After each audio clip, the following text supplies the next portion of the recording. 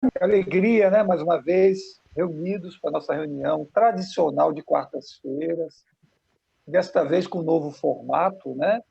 Nós temos aí 30 minutos de exposição, né, Fernando? 30 minutos. E mais 30 minutos de pinga-fogo, né? Onde você tem a oportunidade de fazer perguntas, de trazer questionamentos, tirar dúvidas, e tem que ser bem utilizado esse tema, né? É um tema importantíssimo, esse de mediunidade na infância e na juventude. Então, temas assim, instigantes, temas importantes, temas necessários para o nosso aprendizado, que queremos trazer aqui nas quartas-feiras. Aceitamos sugestões e estamos aí com a pauta de muitos assuntos, muitos temas para serem discutidos ao longo dessas quartas-feiras. Hoje nós teremos, mais uma vez, o nosso companheiro Luiz Fernando Rodrigues, trazendo a sua exposição. Como sempre fazemos, iniciamos com a leitura preparatória, uma leitura inicial, e depois uma prece. Eu vou abrir ao acaso, e do livro Fonte Viva, pela psicografia de Chico Xavier, o Espírito Emmanuel nos traz a lição Persiste e Segue, a lição 99. E lá em Paulo, em Hebreus, capítulo 12, ele vai nos dizer: portanto, tornai a levantar as mãos cansadas e os joelhos dispostos. O lavrador, desatento, quase sempre escuta as sugestões do cansaço. Interrompe o serviço em razão da tempestade, e a inundação lhe rouba a obra começada e lhe aniquila a coragem incipiente. Descansa, em virtude dos calos que a enxada lhe ofereceu, e os vermes se incumbem de anular-lhe o serviço. Levanta as mãos, no princípio, mas não sabe tornar a levantá-las. Na continuidade da tarefa, e perde a colheita. O viajor, por sua vez, quando vigilante, não sabe chegar convenientemente ao termo da jornada. Queixa-se da canícula e adormece na penumbra de ilusórios abrigos, onde inesperados perigos o surpreendem. De outras vezes, salienta a importância dos pés ensanguentados e deita-se às margens da senda, transformando-se em mendigo comum. Usa os joelhos sadios, não se dispondo, todavia, a mobilizá-los quando desconjuntados e feridos, e perde a alegria de alcançar a meta na ocasião prevista. Assim acontece conosco na jornada espiritual. A luta é o meio, o aprimoramento é o fim, a desilusão amarga, a dificuldade complica, a ingratidão dói, a maldade fere. Todavia, se abandonarmos o campo do coração por não sabermos levantar as mãos de novo, no esforço persistente, os vermes do desânimo proliferarão, precipientes, no centro de nossas mais caras esperanças. E se não quisermos marchar de joelhos desconjuntados, é possível sejamos retidos pela sombra dos falsos refúgios durante séculos consecutivos. Com essa mensagem maravilhosa de Emmanuel, gostaria de convidar a todos para, mais uma vez, agradecermos ao nosso bom Jesus, ao nosso bom Deus, por essa oportunidade valiosa de, mais uma vez, estarmos aqui reunidos, desta vez, pelas ondas da internet, mas todos nós nos sentindo envolvidos pela casa física e espiritual da Sociedade de Guadalupe. Essa casa que nos abriga, que é o nosso lar, que é o nosso refúgio para o aprendizado necessário das nossas almas. Nós te agradecemos, Senhor, por essa oportunidade de estarmos aqui reunidos entre amigos, nesta família maravilhosa que nos acolheu e que nos dá o caminho necessário para trilharmos e alcançarmos a nossa evolução. Que a doutrina espírita, que o espiritismo possa continuar sendo a nossa bússola, o nosso leme para alcançarmos o nosso destino, para alcançarmos o nosso alvo, que é a nossa autoiluminação. Que Jesus possa amparar cada um dos participantes presentes aqui nessa plataforma, no Zoom, no YouTube, que possam todos eles receber essas energias revigorantes de paz, de luz e de saúde. Que Jesus nos abençoe, hoje, agora e sempre. Meus queridos, queremos saudar novamente a todos aqueles que entraram agora, saudar os nossos companheiros também lá do YouTube, aqueles que vão nos acompanhar mais à frente. Vamos trazer hoje as reflexões acerca do tema mediunidade na infância e na juventude. Então vamos passar a palavra para o nosso companheiro Luiz Fernando Rodrigues, para que ele nos possa nos trazer 30, 35 minutos de reflexão, e depois passaremos para as perguntas que podem ser feitas diretamente abrindo seu microfone ou pelo texto, né? Nos mandando o texto, ou mesmo no YouTube lá, que nós teremos lá o André e o Amélia nos anotando essas questões. Fernando, a palavra é sua. Obrigado, Sérgio. Vamos, então, nos preparando, né? E antes, só confirmando, se estão todos me ouvindo bem. Tá bom meu tom de voz? Então, tá bom. Vou falar nesse tom de voz. O tema proposto, eu recolhi uma bibliografia, eu escolhi o livro dos médiuns, um livro de Nazareno Tourinho, que fala justamente sobre esse assunto, experiências com crianças e adolescentes. Tem também um livro que eu peguei da História dos Santos, de Clóvis Tavares, e essas obras serão a minha bibliografia principal. Há uma citação também do livro do Divaldo e do Raul Teixeira, chamada Diretrizes de Segurança,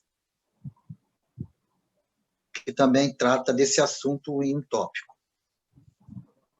A mediunidade ela eclode no tempo em que o aparelho psíquico ele apresenta as condições para isso. A verdade é que nós não podemos dizer se a mediunidade ela é ideal na infância. A literatura do livro dos médiuns, nos seus 3 tópicos que tratam do assunto, no item 221, sugere cuidado com a infância ao trabalhar a mediunidade no começo da vida. E essa é uma colocação oportuna e reclama de nós atenção e cuidado. Ela diz assim que a mediunidade nas crianças não deve ser estimulada. Mas no item seguinte, no item 7, Kardec insiste, e os espíritos completam o pensamento, fazendo uma distinção muito importante, que quando há maturidade psicológica e até condições de saúde física, e se a mediunidade eclode na infância, ela deve ser acompanhada, porque o aparelho psíquico, tanto do lado físico quanto do lado mental, espiritual, ele apresenta condições para comportar as impressões que chegam das vivências mediúnicas. Então, esse alerta na literatura espírita nos dá, assim, um norte muito importante. Nazareno Tourinho, entretanto, ele tem uma abordagem mais ousada. E ele conta no seu livro experiências mediúnicas com crianças e adolescentes que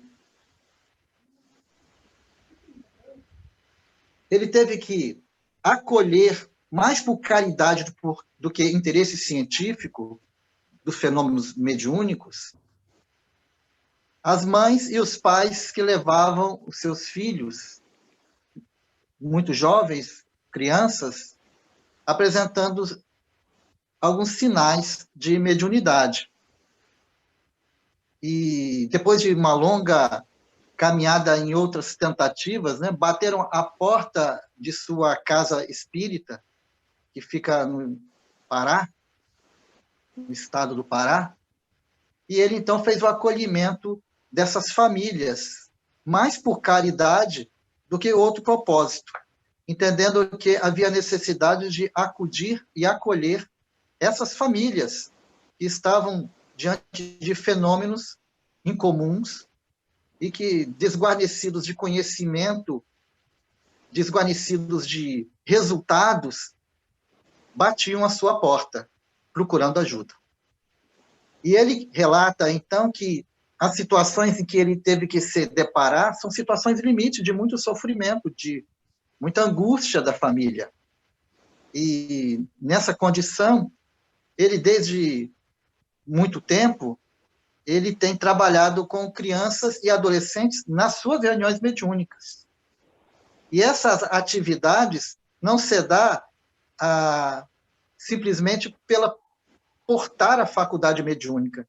Ele faz uma análise criteriosa dessas crianças e desses jovens, adequando, segundo a idade e a condição, participar ou não das reuniões que ele mantém, ou mantinha, não sei se ele está vivo ainda. O livro que nós temos são relatos do ano de 2000, portanto, há 20 anos atrás, onde ele conta que a reunião de desobsessão, de acolhimento dos espíritos sofredores e de cura, participavam alguns jovens, adolescentes e algum outro caso de crianças. Mas ele explica muito bem que essa situação das crianças, em particular, ele trata comparativamente com casos de genialidade.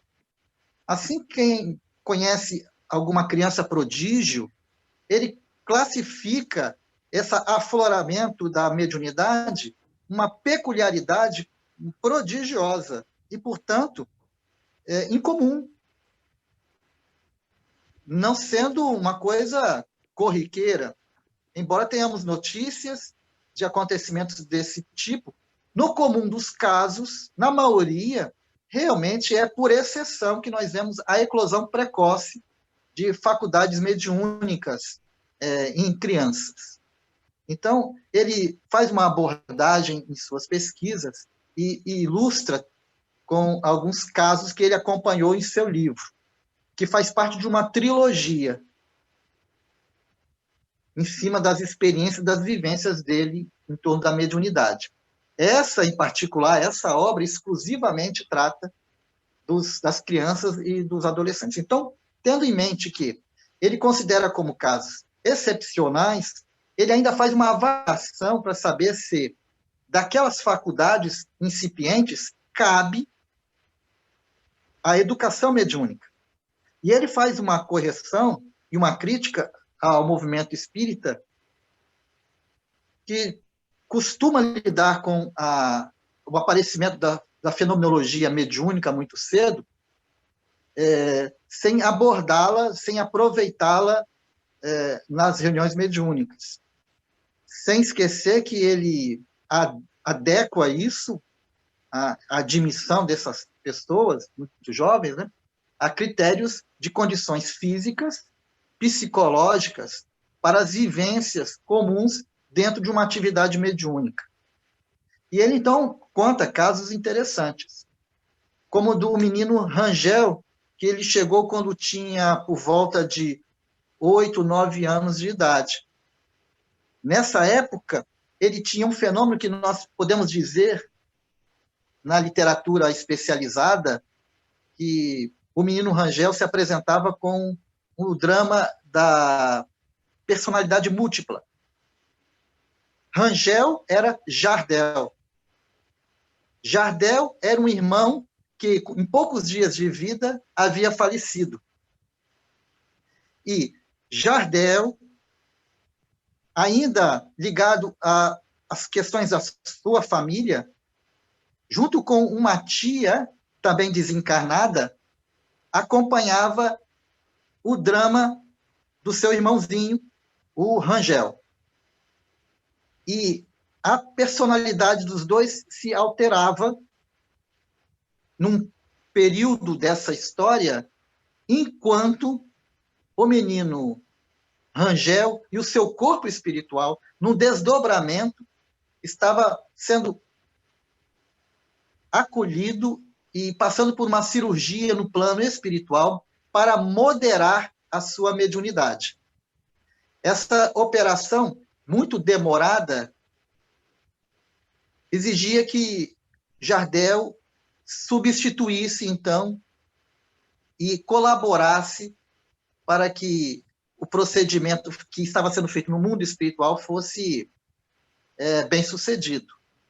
E uma hora, a mãe, às 2h30 da madrugada, em determinado momento, no mês de agosto de 1996, ela então pede que o menino voltasse como ele estava, que ela não se importava. E Jardel explica isso que nós acabamos de dizer. Rangel vem e diz: mãe, tenha paciência.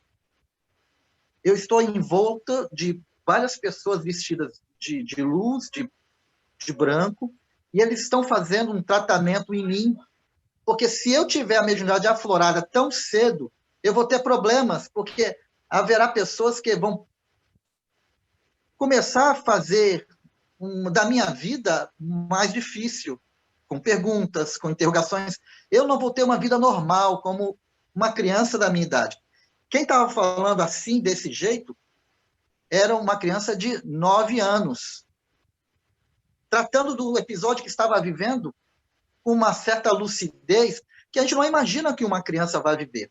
Mas não podemos esquecer que Rangel estava falando através dele ainda num processo especial de desdobramento ou de sonambulismo, em que ele estava de posse de mais claridade, de mais vigor mental, sem as limitações que um corpo infantil e a idade infantil impõem a pessoa nessa faixa etária. E nós entendemos que o linguajar de Rangel, nesse momento, durante esses acontecimentos, era de um espírito adulto que estava descrevendo uma situação com tranquilidade para pais preocupados. Então, essa história ele relata longamente e pede um relato da mãe depois, que ele faz uma descrição breve, e a mãe, então, ocupa muitas páginas do seu livro, do Nazareno Tourinho, para dedicar detalhes sobre o que aconteceu com o filho dela nesse período. E ela dizia no seu relato que não eram somente impressões desse tipo que acontecia. O pai, que sofria um processo obsessivo, ele enxergava os perseguidores do pai. E era uma cena chocante, porque esses espíritos se apresentavam com uma aparência infeliz, triste, deformada, que apavorava o menino Rangel. Então, há alguns outros episódios que essa mãe relata do transtorno, daquilo que nós podemos chamar de distúrbios mediúnicos, que o menino Rangel estava passando. Os pais eram de formação católica e não sabiam o que fazer e como lidar com esses acontecimentos. E a casa de Nazareno Tourinho, quando o acolheu, manteve a recomendação da procura de atendimento clínico do neurologista, como é de praxe. Ele faz questão de frisar isso na descrição de caso. A mãe, quando percebe, logo nas primeiras sessões, na primeira sessão, melhor dizendo, e começa a entender que há um processo espiritual e não uma questão neurológica, ela então insiste em fazer o tratamento junto à Casa de Nazaré no Tourinho. São coisas da liberdade da escolha dos pais. Legalmente, são eles que decidem essas coisas. Então, embora haja orientação para a procura de um acompanhamento clínico, se fosse essa a vontade dos pais, eles, então, concordaram e insistiram para que o atendimento espiritual continuasse com o Nazareno Tourinho.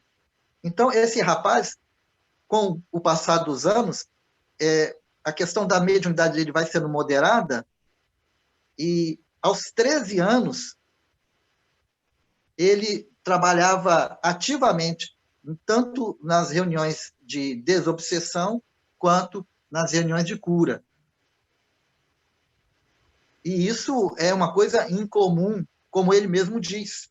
São essas crianças prodígio, que têm condições de lidar com esses fenômenos. E, naquela idade, isso é um relato do ano 2000, ele já lidava com naturalidade essas coisas dos dois mundos, lidar com fenômenos comuns e esses transcendentais espirituais.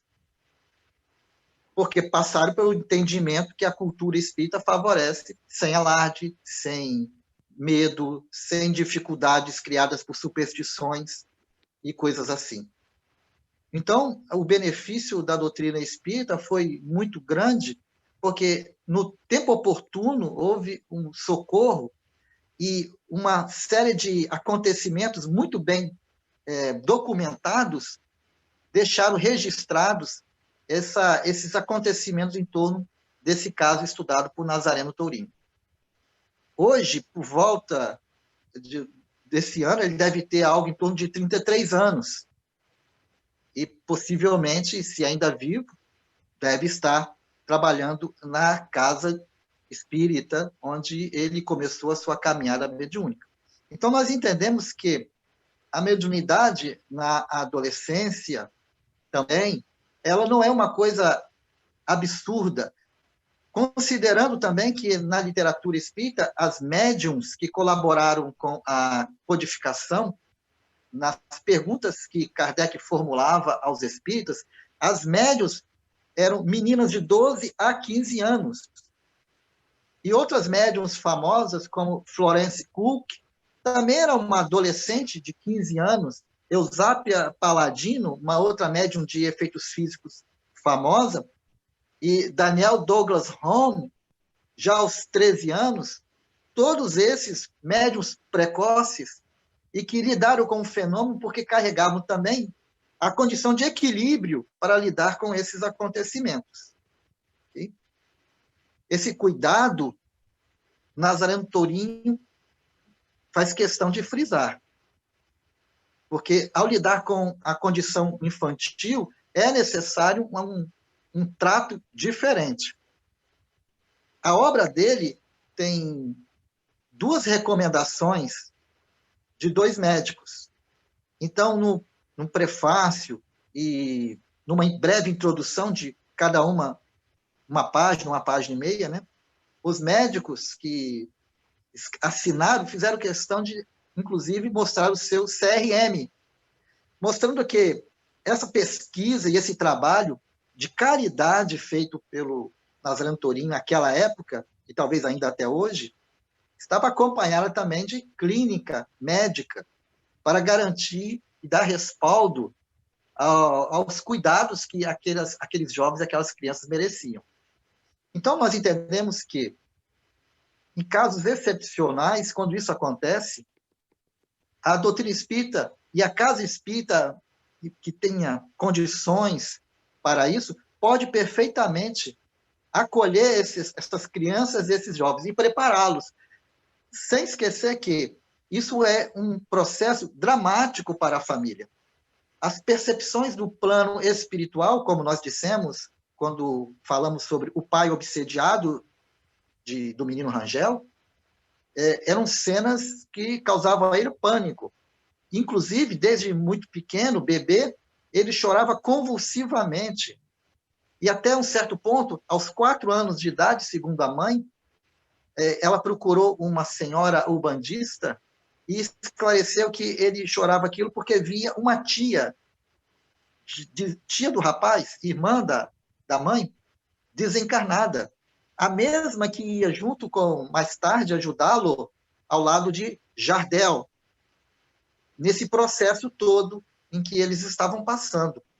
E essa tia não tinha a intenção de assustar a criança de 4 anos, mas era o resultado, porque ele estava lidando com um fenômeno numa época que não tinha maturidade para perceber essas coisas.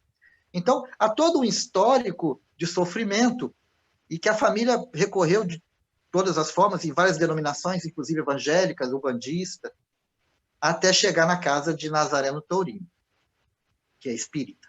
Okay? Então, nós entendemos rapidamente, com esse caso, do que se trata a mediunidade em tão tenra idade. Okay? E não podemos esquecer que o livro de Clóvis Tavares narra histórias semelhantes dentro da vida dos santos.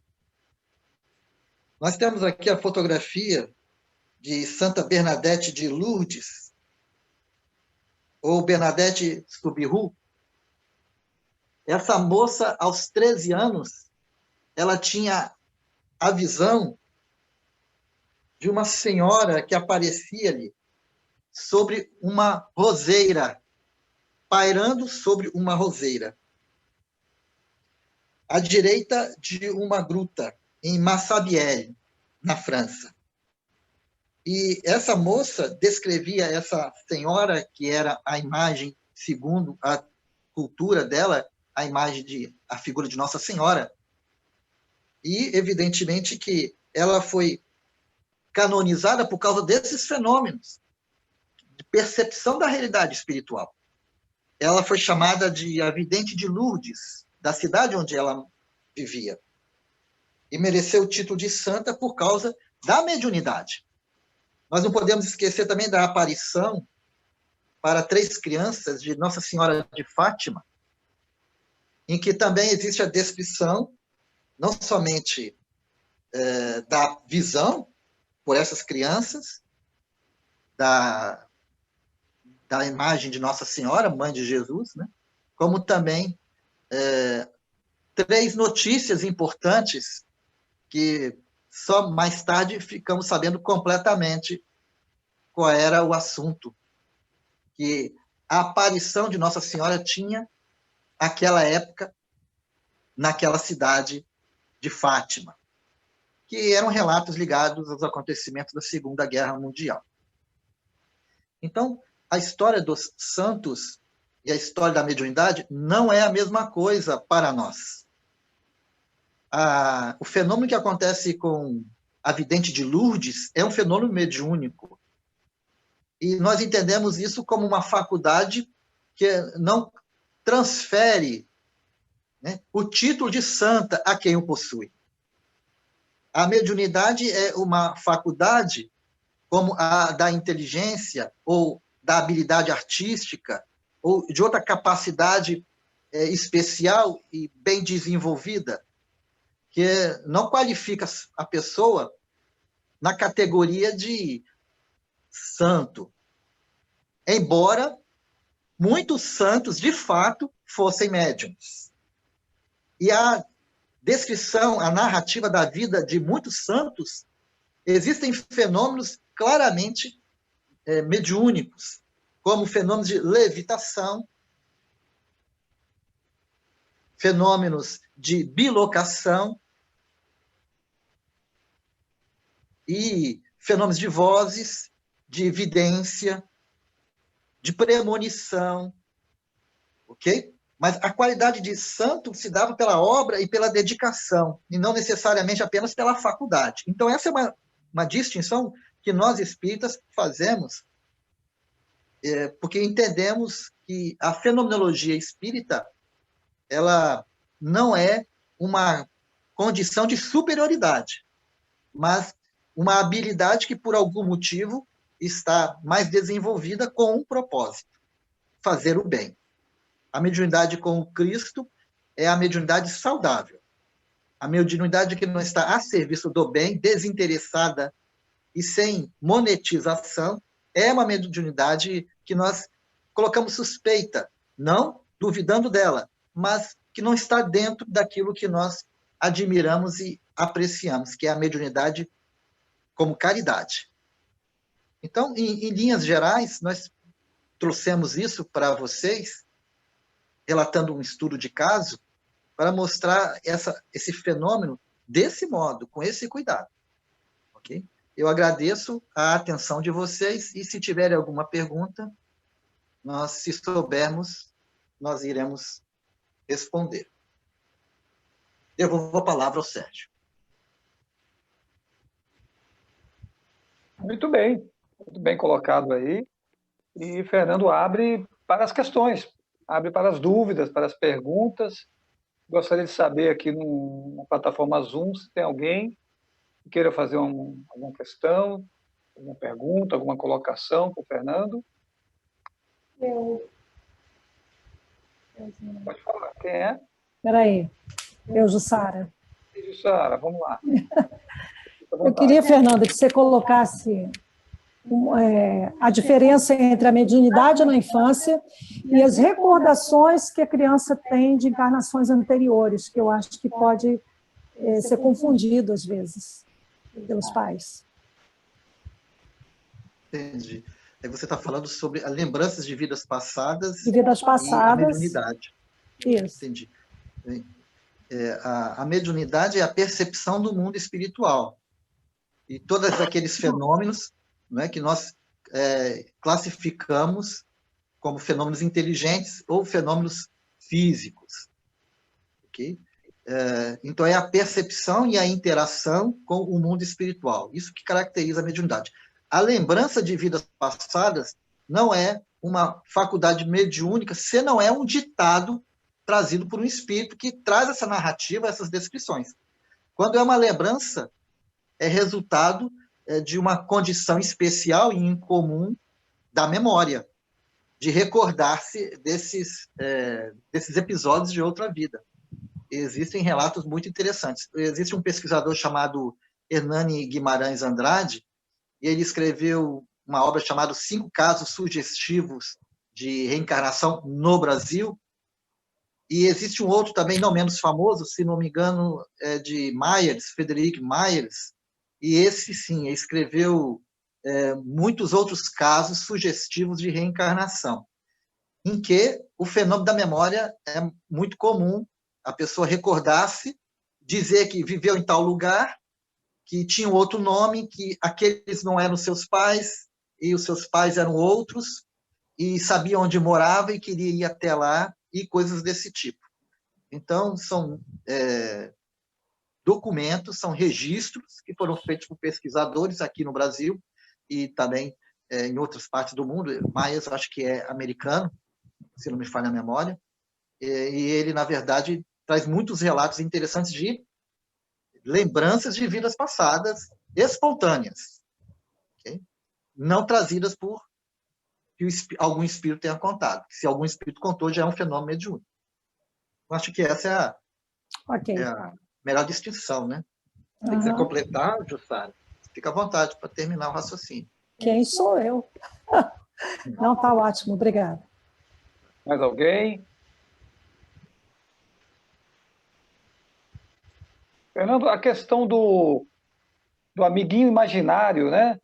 Que está muito presente na sociedade, aquela criança que seja com a criação dela, mental ali, sugestiva, de que tem um amiguinho e que ela brinca, ou realmente existe ali uma possibilidade de uma mediunidade aflorada que não é tão patente assim?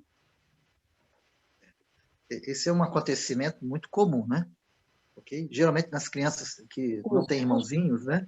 elas começam a brincar e daqui a pouco estão brincando com o seu amiguinho imaginário. Então, se isso é um fenômeno psicológico, que pode ser também, os adultos devem lidar com naturalidade. Se, além disso, acontece outras coisas, como, por exemplo, uma incorporação, além de uma vidência, uma incorporação, uma substituição de personalidade, aí nós vemos com mais cuidado esse acontecimento, exigindo mais atenção dos pais para lidar com esses acontecimentos. Porque o amiguinho imaginário, se for um acontecimento da fantasia infantil, da plasticidade da imaginação infantil, com o tempo ele se desfaz. Agora, se for uma presença espiritual que venha trazer outros fenômenos, isso deveria ser observado e tratado com cuidado. Hoje nós temos o entendimento de que não é necessário o encaminhamento para uma clínica por causa do amiguinho imaginário. E os pais podem lidar com isso de uma forma mais natural possível. Não se vê isso como um transtorno sério para uma intervenção clínica. Isso está no campo das psicologias e ela lida muito bem com os sentidos dessa presença imaginária ou espiritual, desde que não haja outros acontecimentos que acompanham esse fenômeno. É difícil distinguir um do outro, porque quando nós lidamos com uma criança, a gente está submetido à linguagem dela e ao entendimento dela. É diferente, por exemplo, o menino Rangel, que ele entrava num estado de sonambulismo e ele falava de uma forma diferente. Uma coisa é você conversar com uma criança que está brincando com o seu amigo imaginário. Outra coisa é o fenômeno que acontecia com o menino Rangel, em que parecia um adulto com uma lucidez, uma claridade incomum para a idade, e que ele podia, então, acrescentar detalhes e interagir com os adultos com a forma que uma criança comum teria dificuldade de acompanhar o raciocínio do pai. Quem tem criança sabe que nós temos que adequar o que nós queremos dizer à capacidade cognitiva do desenvolvimento infantil. Então, esses fenômenos, quando são espirituais, têm acontecimentos que o acompanham, que pode vir a despertar preocupação para um cuidado especializado, não necessariamente somente da clínica médica, mas também da abordagem espírita, que é o ideal sempre conciliar as duas. A propósito, desde 1988, a Academia Real Inglesa sugeriu aos psiquiatras, a Academia de Psiquiatria Real Inglesa, que eles aproveitassem a religiosidade do paciente para facilitar a condução do tratamento. Então, existe um olhar respeitoso e cuidadoso com a cultura que os pais têm, seja ela de uma denominação Y ou X, okay? Justamente para potencializar os resultados terapêuticos da clínica. Então, nós estamos vivendo uma época que nós estamos caminhando para uma aceitação, um entendimento, que é importante conciliar religiosidade, espiritualidade e terapia, quando existem alguns acontecimentos que merecem cuidados especiais. Né? Okay. Você quer completar o raciocínio? Não, está tranquilo. Certo. Mais alguém? Amélia, está levantando a mãozinha, Amélia? Abre o seu som, Amélia.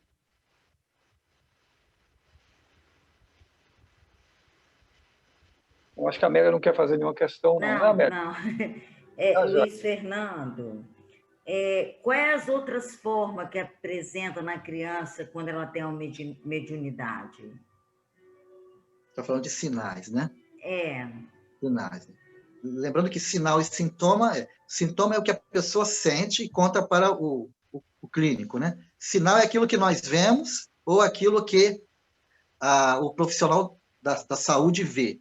né? E pode, através de exames ou de observação, testar se está tendo aquilo que a pessoa está dizendo. Então, são sinais, que a gente olha para uma criança e vê quais os sinais. Não é? O que aconteceu com o menino Rangel, eu poderia até fazer uma descrição rápida, ele teve prejuízos, aliás, não foi o menino Rangel, foi um outro caso clínico, um outro caso acompanhado por Nazareno Torim, desculpe o clínico, outro caso acompanhado por Nazareno Torim, em que uma criança também muito jovem, ela estava tendo prejuízos na sua aprendizagem. Olha que curioso. Então, estava havendo uma dificuldade e não havia nenhum exame que justificasse aquele obstáculo de aprendizagem da criança.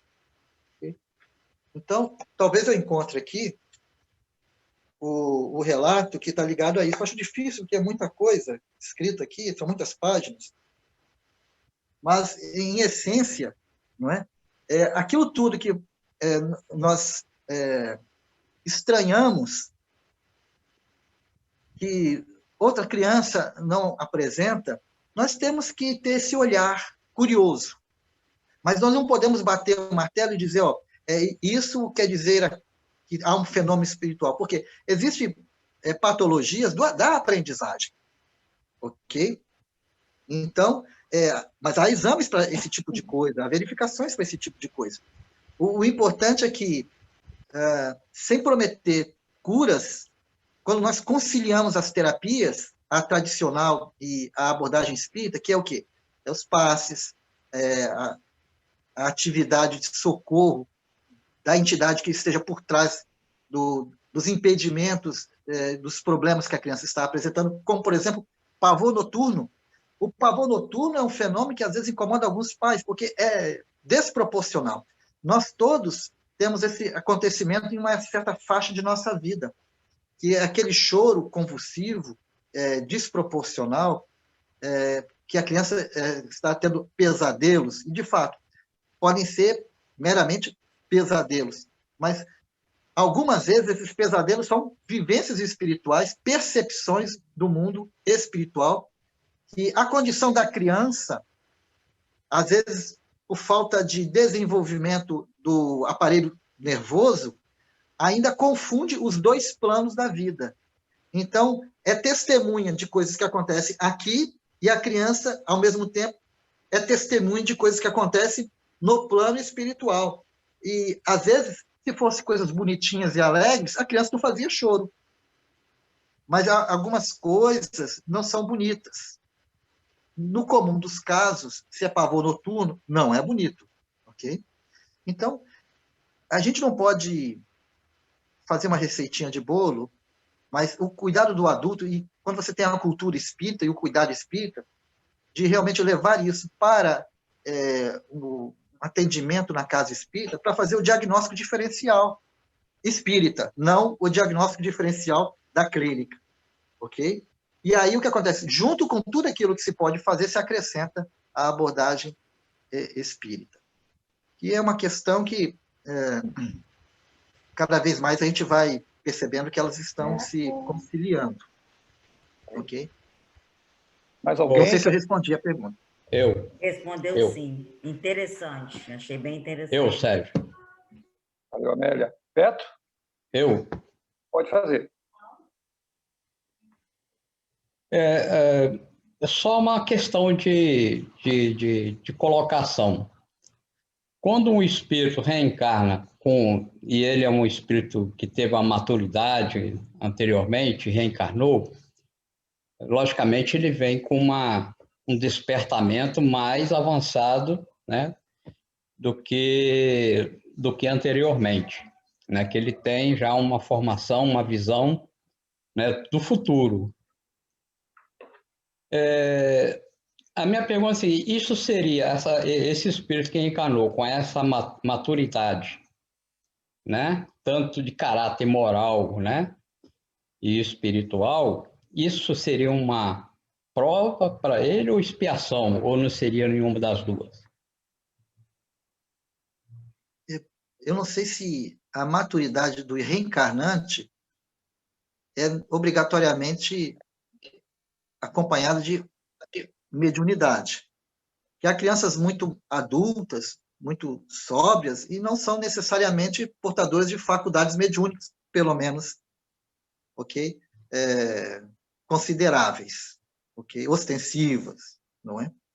Mas é uma pergunta difícil, interessante, porque a gente não consegue dizer se, na evolução do espírito, aumenta a capacidade dele de interagir com os dois planos. Ora, parece lógico que essa é a evolução de nossa espécie.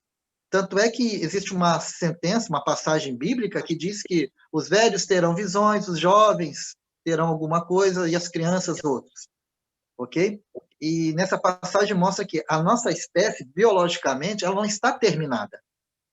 Ok? A nossa evolução como organismo, ela está ainda passando por desenvolvimentos. Alguns órgãos que nós temos que não sabíamos para que servia, para que funcionava, hoje já sabemos, ok?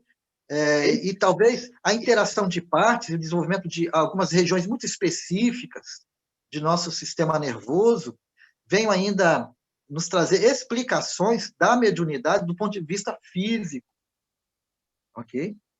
Mostrando as engrenagens da mediunidade no cosmos orgânico.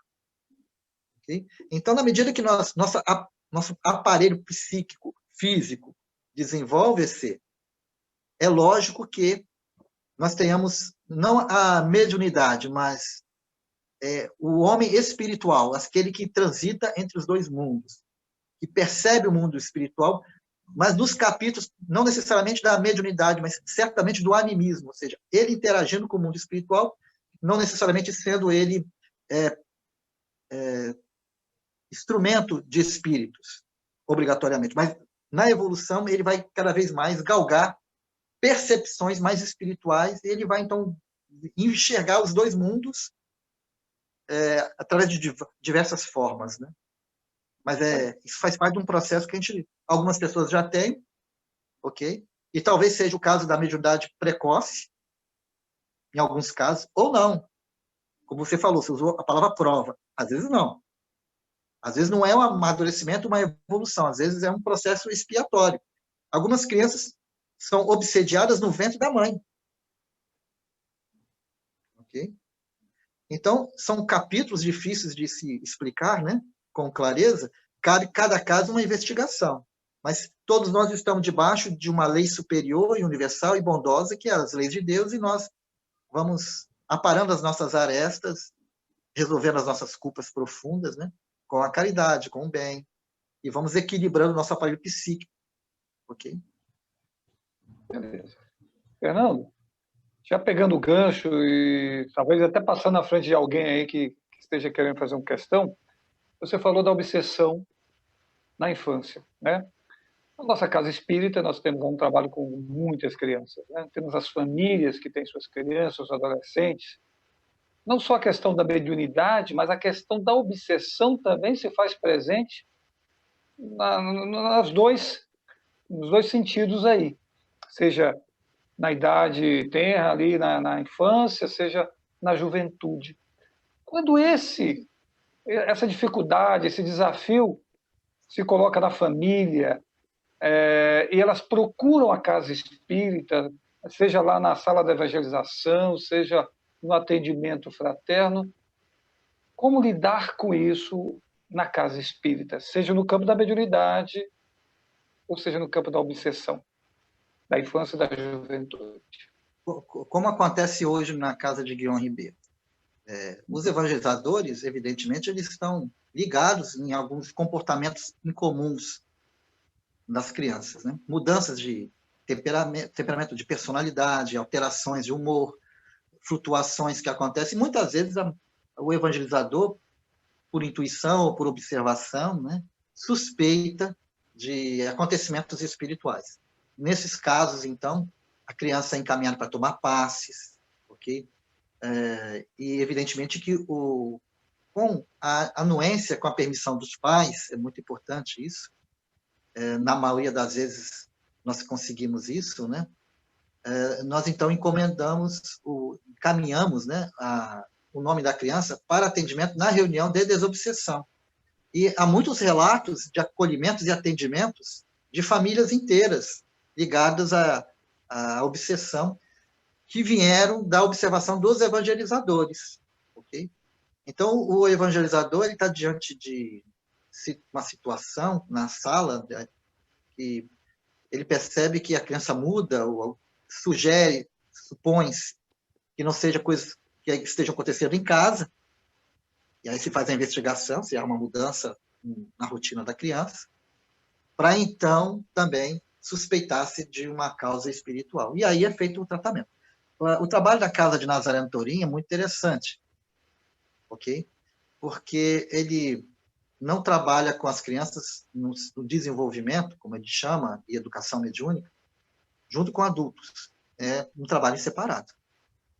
Ele usa uma abordagem que nós também empregamos de uma forma mais sutil, né? Que é induzir um estado hipnótico, ok?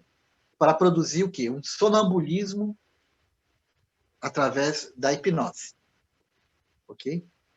Então, e a partir do momento em que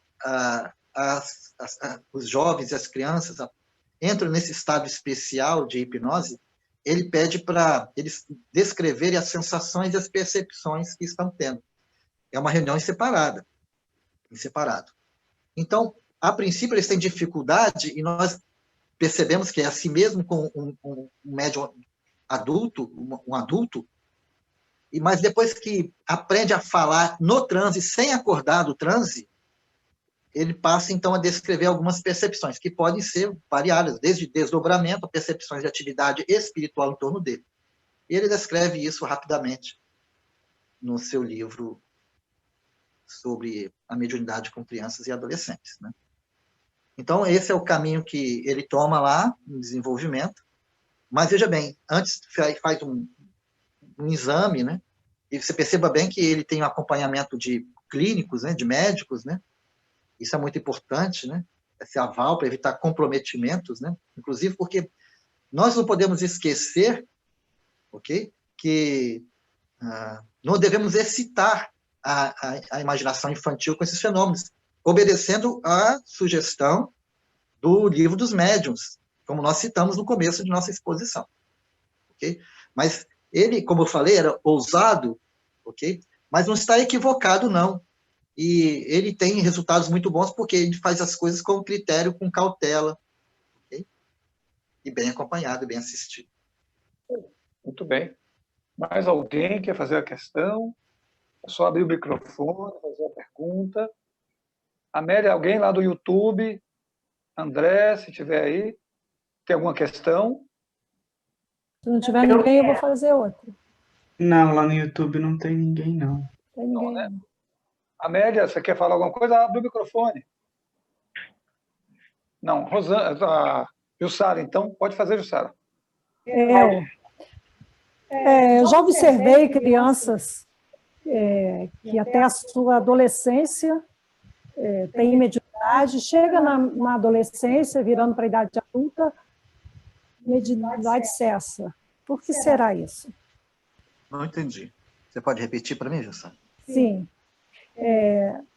A criança tem mediunidade até uma certa idade, até chegar à adolescência. E depois disso, a mediunidade cessa. Por que será que cessa? Isso. É aquilo que nós falamos, né? Que existe um período de maturação do aparelho psíquico. Quando eu falo aparelho psíquico, é dos dois lados, né? É do aspecto cerebral e da cognição, do vocabulário, da linguagem, aspecto cognitivo, mental mesmo, ok? Então, quando nós falamos sobre desenvolvimento psíquico, é nas duas bordas da esfera do que somos, né? Mente e corpo, né? E é comum, dada a condição do aparelho ainda em formação, em desenvolvimento, acontecer percepções desse tipo, sensibilidade, sensações, ok? E muitas vezes isso passa desapercebido pelas próprias crianças, que têm, às vezes, essas impressões e têm acontecimentos estranhos, por exemplo, capta a energia ruim do tio, capta a energia ruim da visita, ok? E faz um comportamento estranho, e muitas vezes, ela, sem ser médium, ela tem a sensibilidade para perceber que a economia emocional do ambiente foi comprometida com alguém que chegou trazendo uma condição de sofrimento mental e, às vezes, mal acompanhado. E mesmo que a criança não veja o espírito, ela tem uma mudança de humor, de comportamento. Okay? É muito importante a gente tratar desses assuntos com mais frequência, porque os pais, coitados, eles navegam nessas águas sem nenhuma bússola, sem nenhum mapa náutico, ok? Aprendendo na tentativa e erro. E a cultura espírita ela pode melhorar o discernimento de alguns fenômenos e desenvolver a habilidade para dar atenção ao que precisa ser cuidado e fazer ouvidos de mercador para aquilo que realmente não pode ser estimulado. Sempre observando que aqueles fenômenos que são repetitivos e alcançam uma certa magnitude que levam a sofrimento precisam de acompanhamento especializado das terapias viáveis. Né? Sim. Tá certo. Respondi, Jussara? Okay. Quer completar? Sim, não. Obrigada. Tá ótimo, tá ótimo. Mais alguém quer fazer alguma questão? Nossa querida Jane Meire, que está aqui presente, a Paulina, a Rosane. Fica à vontade, pode fazer. A Sandra queria fazer uma pergunta. Então pode fazer. Fica à vontade. O Sérgio não está me vendo. Estou brincando, Sérgio. Aqui, oi, gente, boa noite. Luiz Fernando, eu queria te fazer uma pergunta. A criança que ela tem a mediunidade exacerbada e sabe que precisa harmonizar, né? Tem vários... vem perturbando ela, o fato até a família, até por causa de uma outra religião e tal, não admitir, né, a mediunidade, e aí leva essa criança para um médico. O médico, por sua vez, vê apenas que ele é diagnosticado por um problema físico, quando no fundo não é problema físico nenhum. Como é que fica o crescimento mental, emocional dessa criança? Então, nós moramos no mundo de provas e expiações. E, embora não possamos menoscabar a importância da clínica médica e a psicologia, as psicologias, que são mais de uma, né? As psicologias, né?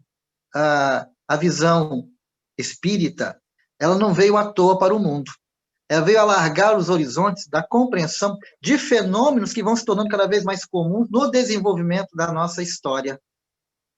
Então, o espiritismo, ele não veio apenas para ser, vamos dizer assim, mais uma denominação religiosa no mundo. Ele veio para colaborar no alargamento da subjetividade, da compreensão humana sobre a vida espiritual, além dos limites impostos por crenças, observando fenômenos e estudando-os como fenômenos da natureza, e não coisas ligadas a coisas negativas, ligadas a alguns conceitos de inferno, por exemplo, ok? De sofrimento ligados a percepções do mundo espiritual. Mas é realmente uma situação a qual os pais, né, e os filhos, né, no comum dos casos, às vezes seguem caminhos que podem não ser os ideais, mas são os possíveis, porque vivemos num mundo de provas e expiação, ok? E podemos ajudar até onde as pessoas aceitam ajuda. Nós não podemos agredir a crença de ninguém, que podemos causar um dano ainda maior. Então, é um momento realmente da nossa história em que ainda há uma certa distância e estranhamento com o pensamento espírita. Por isso que ele tem que ser divulgado, explicado, popularizado, como já está em alguns assuntos, e inclusive para modificar as abordagens terapêuticas oficiais. E muitos profissionais da saúde fazem isso, ok? Porque na clínica, muitos deles sendo católicos, por exemplo, né, indicam, por exemplo, em alguns casos, ó, procura uma instituição espírita, ok? Então, aí estamos longe de equacionar esse problema de forma como gostaríamos, né? Mas vivemos esse mundo de transição e esperamos que, em um tempo muito próximo, possamos realmente lidar com fenômenos e tratar cada um segundo a sua natureza, seja física, psicológica ou espiritual. Sabe por quê, Luiz Fernando? Eu já vi pessoas que tomavam remédios controlados e pessoas, inclusive a mediunidade assim, de ver o mundo espiritual, de conversar com os espíritos, igual a gente está conversando aqui, e a partir do momento que levaram essa pessoa, eu mesmo tive o prazer de conhecer, é uma amiga minha, aquelas perturbações todas passaram, ela passou a não fazer uso de remédio controlado nenhum. E já ouvi falar também que quando a causa é um problema espiritual e você trata meramente como uma coisa física, até mesmo pelos remédios, não estou falando que é diferente daquele caso que a pessoa precisa, entende? De um remédio ali alopático. Mas quando ela entrou numa casa espírita, ela não precisou mais fazer uso. Então, e eu já ouvi falar que esses remédios controlados levam ao sistema nervoso central e deixa a pessoa assim, em estágio assim, letárgico, o que facilita a entrada de irmãos obsessores. E aí que mora um grande perigo, porque a dominação deles passa a ser maior com relação a essa pessoa, médio, né? E que, eu estou falando assim, a princípio não tem problema físico nenhum, psiquiátrico nenhum. Você pode tocar nesse assunto aí? Pode dar uma palestra, uma exposição dessas, acho que foi a primeira que nós fizemos no ciclo de quarta-feira, por Zoom, falamos sobre, acho que um congresso da Associação Médica de 1996 também. E o doutor Jorge André, o psiquiatra Jorge André, ele apresentou um trabalho, né, que fala justamente sobre alguns medicamentos psicotrópicos, ele chamou de bloqueadores da mediunidade. Agora é importante frisar uma coisa. Aquilo que inibe o funcionamento do aparelho psíquico não inibe somente do encarnado. Porque quando há uma ligação muito forte, vamos pensar numa subjugação, o caso mais grave de obsessão. Há uma ligação mente a mente de uma forma muito intensa. Então, o espírito também ele fica dopado com o medicamento. Então, isso passa, porque o nosso corpo é uma usina que transforma as substâncias que ingerimos pela alimentação, e em geral, inclusive por via de medicamentosa, né, para os nossos tecidos espirituais, para o corpo espiritual. E, no caso de subjugação, como há uma conexão intensa de corpos espirituais, isso também afeta o espírito, ok? Então, essa é uma realidade também que já foi descrita por alguns autores sobre esse assunto, né? Então, a gente entende que, sim, existe isso. O ideal seria realmente que não acontecesse desse jeito, mas a gente tem que ter muito cuidado com os quadros clínicos. E, veja bem, existe o tempo da provação. A sua amiga, por exemplo, ela passou por esse tempo de provação, vamos entender assim. E chegou o fim do processo de expiação, de sofrimento para ela, quando ela entendeu o pensamento espírita. Imagine que a caridade de Deus não é menor que nenhum de outros casos, que chega a quem sugira isso. E cabe aos adultos e às pessoas que têm condições de decidir por quem está incapacitado temporariamente, né, de aceitar ou não essa colaboração da terapia espírita, ok? Porque a informação, pela misericórdia, costuma chegar pelos caminhos mais insuspeitados, mais incríveis, não é? Então, não falta, às vezes, esclarecimento. Às vezes é uma negação, ok? E, algumas vezes, por sugestão própria da espiritualidade perturbadora, que não quer que faça a terapia espírita, ok? Então, cabe realmente às pessoas a conhecer e procurar os benefícios da assistência espiritual espírita, ok? E cada um vai viver a sua experiência segundo sua maturidade evolutiva, de aceitar ou não, né? Prova e expiação também é isso. Maravilha. Estamos já chegando no final da nossa reunião, né? Alguém tem mais alguma dúvida acerca do tema que foi colocado? Ou está tudo esclarecido? E aí? Mais alguém? Eu acho que já foi bem esclarecido, né, Fernando? Mas a verdade ou a realidade, Fernando, é que parece que nós vivemos, assim, na doutrina espírita, no espiritismo, fases, né? Olha, durante um bom tempo, a mediunidade na infância foi algo extremamente importante no espiritismo, né? Como você citou, das meninas Fox, né? Até antes do espiritismo, ali, o início do espiritualismo, né? Novo espiritualismo. Nós tivemos as médiuns, né? Adolescentes que ajudaram Kardec a trazer a doutrina espírita. Nós tivemos Chico Xavier, né? Criança, muito jovenzinho, já psicografando, o próprio Divaldo. Parece uma contradição, né? É como se Chico tivesse hoje com 5 anos, 6 anos, ele não seria o médium hoje do que foi no passado, né?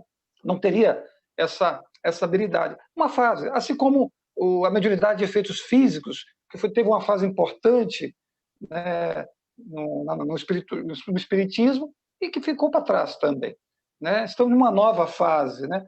Mas não quer dizer que a mediunidade na infância, na juventude, tem que ser relegada, muito pelo contrário, tem que ser acolhida, né? Como você bem colocou. Eu acho que deu para esclarecer legal. É isso?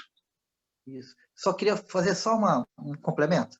Jardel, antes de ir embora, o irmão de Rangel, ele disse que ele reencarnaria numa família muito má e ele seria tratado como escravo. Então, ele tinha lucidez para descrever, inclusive, a próxima encarnação dele em outro núcleo familiar, dentro das necessidades evolutivas dele. Nós somos viajores, né, de muitas encarnações, né? Esses episódios dolorosos da nossa vida são pontos de parada com o propósito de nosso crescimento. Tá? Estamos sujeitos mesmo, né? Já sofremos no passado muito mais do que sofremos hoje. E na medida que nós vamos evoluindo, o sofrimento ele vai se tornando um vizinho distante. Isso aí. Gente, foi bom, né? Todo mundo gostaram aí das reflexões? Foi ótimo. Sim. Maravilha, maravilha. Vamos agora, então, só agradecer, né? Agradecer ao Luiz Fernando pela belíssima explanação, realmente tirou todas as nossas dúvidas, foi muito bom. Agradecer aos companheiros aí que voluntariamente nos ajudam, né, a realizar essa reunião, né? Se eu citar todos os nomes aqui, talvez eu vou esquecer de alguém, o Rodrigo, o André, né, a Amélia que está aí nos ajudando também, a Jussara, enfim, tantos companheiros aí que nos ajudam a colocar essa reunião para funcionar. Mas ela é nossa, né? A nossa reunião de quarta-feira é de todos nós, né? Não é minha, não é do Fernando, apenas a gente está tocando o bonde, né, Fernando? Daqui a pouco entram outros, né? O pessoal não vai aguentar a gente por muito tempo, né? Fica chato, né? Então vamos colocando... Pode deixar que a gente vai aguentar falar, sim. Vem Rosana, vem Jussara, vem a Janimeire, todo mundo. Rita, é isso? Agora vamos pedir. Quem é que pode fazer a nossa prece de agradecimento? Hoje eu vou deixar a pessoa escolher aí. Quem pode? A Janimeire, que está nos visitando hoje, que alegria recebê-la aqui. O Beto, quem puder, a Bélia, o Sara. Posso fazer. Posso fazer? Por favor, então, Posso, claro. Todo prazer. Fica à vontade. Então, vamos, nesse momento, nos unir ainda mais em pensamentos, em sentimentos, em orações, agradecendo a oportunidade bendita de recebermos os esclarecimentos, agradecendo a presença da espiritualidade amiga, sempre a nos intuir, agradecendo a oportunidade dos aprendizados da doutrina espírita, que vem nos trazer tantos consolos, agradecendo aos amigos de caminhada por nos fortalecerem, nos sustentarem, e que possamos nós nos mantermos firmes nesse propósito da caminhada, de nos tornarmos pessoas melhores, de estarmos sempre dispostos a contribuir, a colaborar, doando e recebendo sempre. Obrigada, Senhor, por nos permitir essa noite de tantas reflexões. Obrigada ao Luiz Fernando por nos trazer esses ensinamentos, por compartilhar conosco os seus estudos, e a nossa gratidão a todos os companheiros e amigos encarnados e desencarnados que fazem essas reuniões acontecer. E assim, agradecidos em Teu nome, Senhor, nos despedimos com o coração agradecido, repletos de satisfação, e rogando sempre a espiritualidade maior que possa nos envolver nesses eflúvios de amor, de paz, que os nossos lares possam sentir essa presença divina. Estamos num ambiente virtual, mas sentimos a presença do Mestre Jesus no meio de nós. Que assim seja. Nossa gratidão, amigos. Obrigada a todos. Obrigado. Só lembrando aos companheiros, semana que vem nós teremos um tema ligado à obsessão, à subjugação, que é vampirismo e simbiose espiritual. Então, é um tema bem interessante, bem instigante, todos estão convidados, né?